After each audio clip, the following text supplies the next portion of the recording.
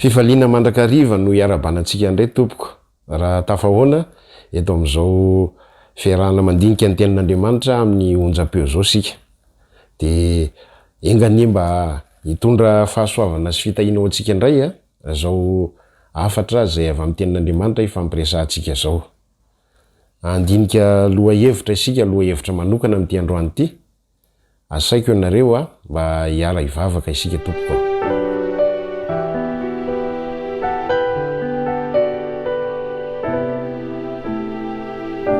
Saotranao indrindra zay Andriamanitra satria navelanao anana fotoana mba ahafahana mandinika miaraka eto ny teninao. Avelao ny elokay ary raha sitrakao ireny fatratra ny mba hitantana ny fanahinao masina an'izao fotoana rehetra zay ho tanterahana eto zao. Ka na ny miteny na zay rehetra miaino sy mahita amin'izao fotoana zao de ianao Andriamanitra no andresy lahatra anay mandrakariva amin'ny alalan'ny fanahinao masina. Fa amin'ny anaranao Jesosy no anononako sy angatahako zany vavaka zany. Amen.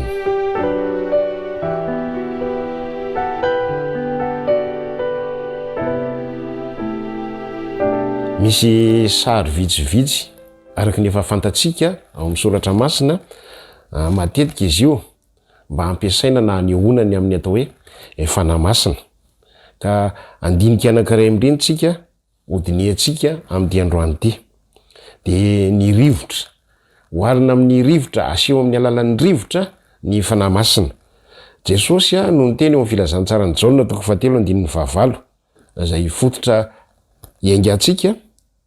De vakitsika zany arak'izay voasoratra ao amin'ny Jaona 3:15 vakina amin'ny anaran'i Jesosy. Ny rivotra mitsoka amin'izay tiany ary renareo ny feony, nefa tsy fantatrareo zay aviny na zay alehany. De tahaka zany zay ateraky ny fanahy. Oharina amin'ny rivotra ny asan'ny fanahy masina eto amin'ity toko sy andino nomeny Jesosy ity. Io fiteny rivotra io de efa teny matetika ilazana ny amin'ny fanahy masina izy io. Raha amin'ny teny Hebreo izy de hoe roa, amin'ny teny Grika de fantatsika moa le hoe pneuma. Fa io dia manondro ny rivotra, manondro an'ilay atmosfera io mihitsy, io le atmosfera zay hitatsika io le aera ngeza be sy midadasika, zay no ambara amin'io rivotra io.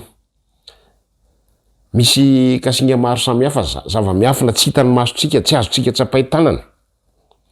Fa ny zava-misy kosa de zao, manana hery izy io. Rehefa miseho amin'ny alalan'ireny tafio-drivotra ireny de tena hitatsika mihitsy hoe misy heriny izy io. Ary Jesosy dia tsy diso raha ny teny manao hoe tsy fantatra na avy aiza izy na avy aiza, fa de zao misy vokany eo amin'ny fiainan'ny olona anankiray rehefa tonga io fanahy masina io. Zany hoe tahaka ny rivotra ny anoarana azy eto. Fantatsika tsara ny rivotra fa fototry ny aina zany. Zany rivotra zany ny fototry ny aina.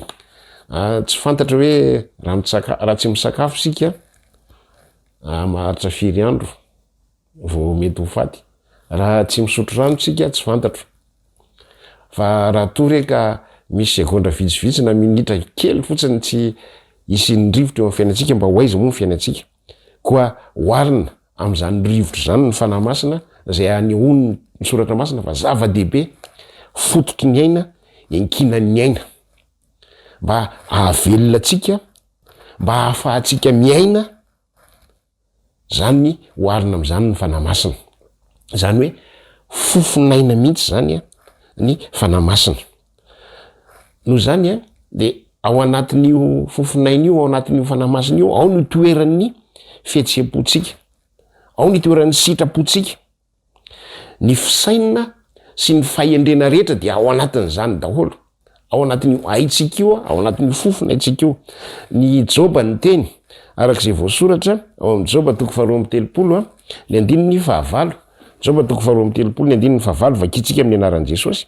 Kanefa hoy izy, ny fanahy izay eo anatin'ny zanak'olombelona sy ny fofinainy tsy to no mahendry azy. Ao amin'ny Joba ihany 3:7 ny 1. mbola vakitsika amin'ny anaran'i Jesosy. Ny fanahin'Andriamanitra no efa nanao ahy, ary ny fofonainy tsy to no mamelona ry havana, mahaendry ary mamelona. Zay no entin'ilay fofonaina, lay fanan'Andriamanitra ao anatintsika tsirairay avy rehefa mitsoka ny rivotry ny fanahy ao amin'ny fiainan'ny olona anankiray dia mamelona ary mahaendry. Tamin'ny famoronana moa dia tsy hoe adinitsika ao amin'ny Genesis 2:7 hono teny, ary vovotany namoronan'i Jehovah Andriamanitra ny olona ary no fofony fofonaina mahavelona ny vavorony dia tonga olombelona izy. Fofonaina avy amin'Andriamanitra io, fototry ny aina. Ezekiela rehefa naminany fa ao amin'ny Ezekiela 7:7 dia hoy izy tamiko, maminaniny amin'ny fofonaina hoy izy. Eny maminaniry zanak'olona ka ataovy amin'ny fofonaina hoe zao no lazain'i Jehovah Tompo, manatona avy amin'ny rivotra efatra ary fofonaina ka tsotsofo ireo voavono mba ho velona izy, mahavelona, mamelona. Izany ny asan'ny rivotry ny fanahy eo amin'ny fiainantsika tsirairay avy. Rehefa nilaza ny amin'ny asa fanavaozan'ny fanahy Jesosy dia niteny araka ny hitantsika tao amin'ny Jaona 7:5 manao hoe ndrivotra mitsoka amin'izay alehany ozy izy na zay tiany ary renao ny feony nefa tsy fantatrao zay iviny na zay alehany, dia tahaka izany zay rehetra ateraky ny fanahy. Rehefa izany dia naniraka ny mpianany Jesosy.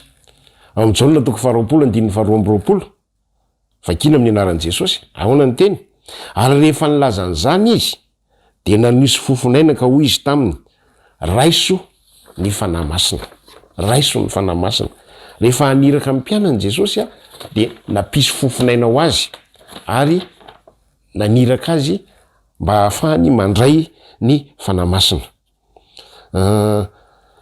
Latsaka tamin'ny andro Pentekosta ny fanahy masina araka ny efa fantatsika, dia tahaka nisy feo fofofofo izy ny apôstôly, arak'izay voasoratra amin'ny asan'ny apôstôly 2:2 zany, dia nisy feo tonga tapoka avy any an-danitra toy ny rivotra maherin'ny fofofofo ka nahenika n'ilay trano ny angonany.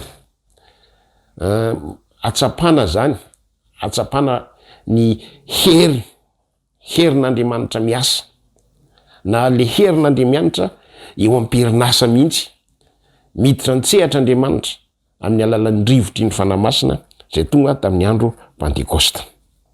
Ry havana, fototry ny aina zay le sary tiana aseho amin'ny alalan'ny rivotra, lay fofonaina mahavelona, mahaendry. Ny fanahy masina dia mitondra fiainana eo amin'ny fiainantsika tsirairay avy. Voafalitra mazava ihany koa nefany ny asan'ity fanahy masina ity. Rehefa mitsoka ny rivotry ny fanahy masina tonga ao amin'ny olona anankiray ny rivotry ny fanahy masina, dia mitondra azy ho amin'ny fanompona zany, mitondra azy amin'ny fanompona, velona tsinon'izy, velona miaina, dia mitondra azy amin'ny fanompona. Ezekiela 1:1 vakina amin'ny anaran'i Jesosy. Ary nisy fanahy nanainga akoho izy dia nitondra ahy. Ny fanahy masina dia manainga ary misy akony mitondra. Rehefa entin'ny fanahy masina ny olona anankiray. Ao amin'ny 2:1 ary tonga tao amiko ny fanahin'i Jehovah koa izy tamiko, lazao hoe izao no lazain'i Jehovah. Maniraka ny fanahy masina, mitondra ary manainga ny fanahy masina rehefa tonga ao amin'ny olona anankiray. Mbola vakitsika ihany avy amin'ny Ezekiela 9:7. Ary nisy nitaretanana na injiny ka noraisiny tamin'ny voloko aho, dia nisy fanahy nanainga hoe nanelanelan'ny tany sy ny lanitra ka nitondra ho an'i Jerosalema tamin'ny fahitana avy amin'Andriamanitra. Manainga, mitondra ny fanahy masina.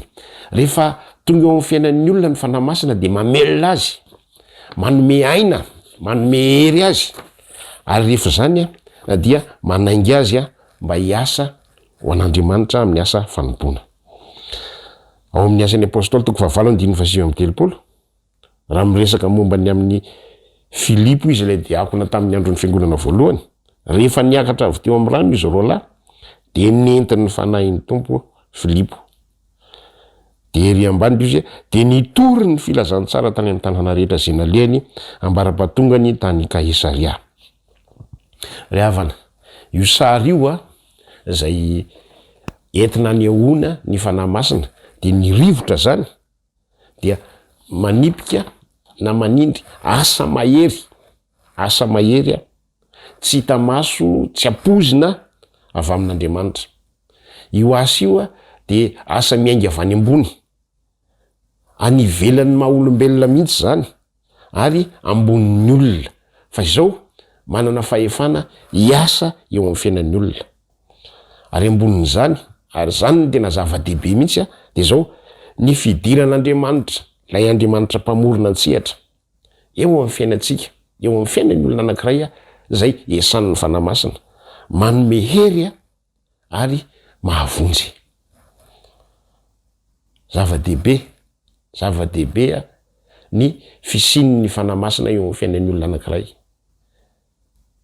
Raha ny amiko manokana de za mahita fa tsy misy zavatra ilaiko eo amin'ny fiainako afa-tsy zany asan'ny fanahy masina izany. Ka raha oharina amin'ny rivotra ny fanahy masina eto amin'ity famelabelarana ny diniantsika androany ity de mamelona zany, manome aina, mahaendry atsika fototry ny aina ry havana ny fanahy masina.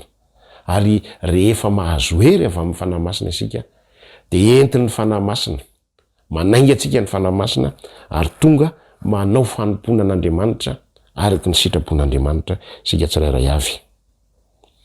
Miditra tsehatra eo amin'ny fiainantsika Andriamanitra, mitondra famonjena ary manome ny hery rehetra zay mahavonjy ao anatintsika tsirairay avy. Mamelona ary manome aina ary mitondra atsika hanompo ny fanahy masina. Ry havana, meteza andray ny fanahy masina. Androany meteza andray ny fanahy masina. O Jesosy Kristy tompontsika ao amin'ny Jaona 2:22 efa nivakitsika teo.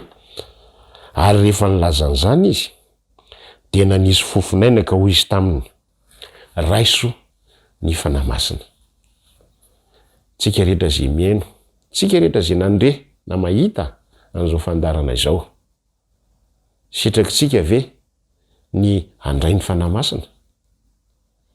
Vonina amin'izany ny tompontsika, manangana ny tanana izy manao hoe raiso ny fanahy masina.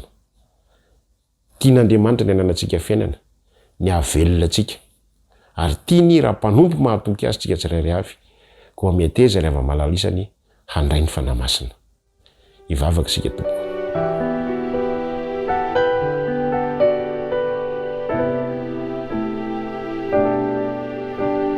Saorany ianao tamin'ny fanavazavana ny menao Andriamanitra tamin'ny alalan'ireny ohatra amin'ny amin'ny zavaboary ny amin'ny rivotra natsapahanay eo amin'ny fiainanay fa miasa amin'ny fomba mahery vaika amin'ny alalan'ny fanahina masina amin'ny fiainanay ianao, hamelona anay, hanome hery anay, hamonjy anay ary hanome anay fahendrena mba hoentinay manompo anao, mba ahafitanay sy ahafantaranay ny sitraponao misaotra indrindra. Manaiky izay Andriamanitra, tahaka ny nanondranao ny mpianatra ka nanomezanao azy ny fanahinao masina, mitenena koa aminay tsirairay androany manao hoe raiso ny fanahy masina. Misaotra tamin'ny fanomezanao ny fanahy masina amin'ny anaran'i Jesosy. Amen.